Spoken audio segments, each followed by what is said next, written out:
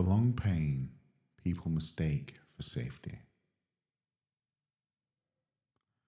There's a kind of adult who is never in trouble.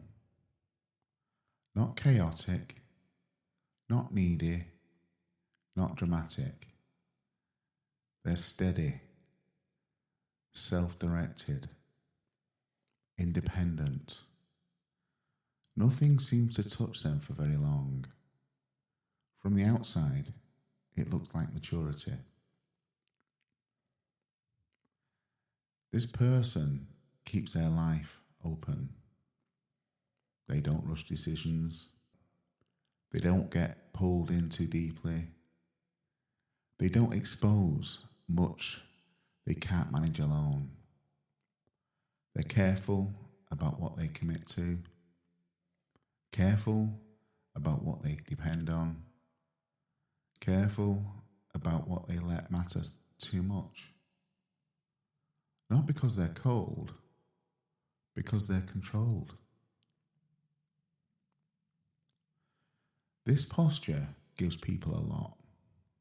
It gives them safety from rejection, safety from conflict, safety from being seen before you're ready. It gives a sense of autonomy, of choice, of keeping options alive.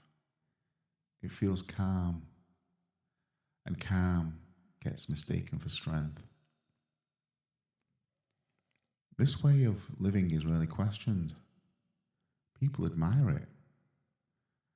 They describe it as having boundaries, as being focused, as knowing yourself.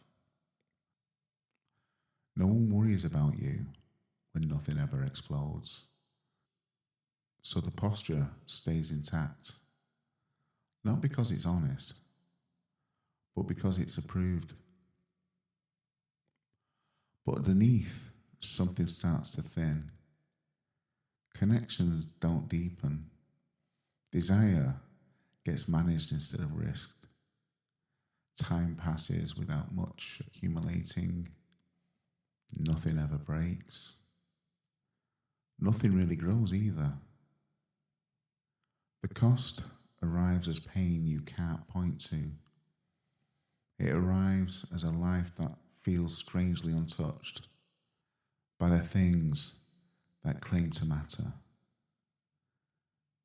There's no single moment you can circle and say, this is where it went wrong. No argument, no rupture, no dramatic loss. Just a long stretch of being unexposed that makes it hard to question.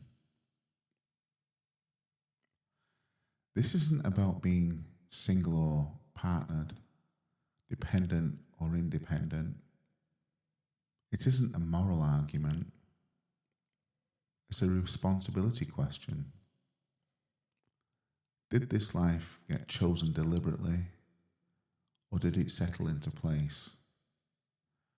Because it never demanded courage all at once. Same posture, very different adulthood.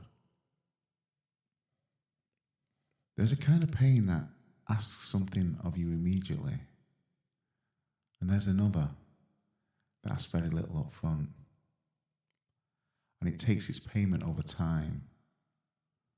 One feels dangerous, the other feels safe, until you realize what it's costing. If safety requires you to stay unexposed indefinitely, what exactly is it protecting you from losing?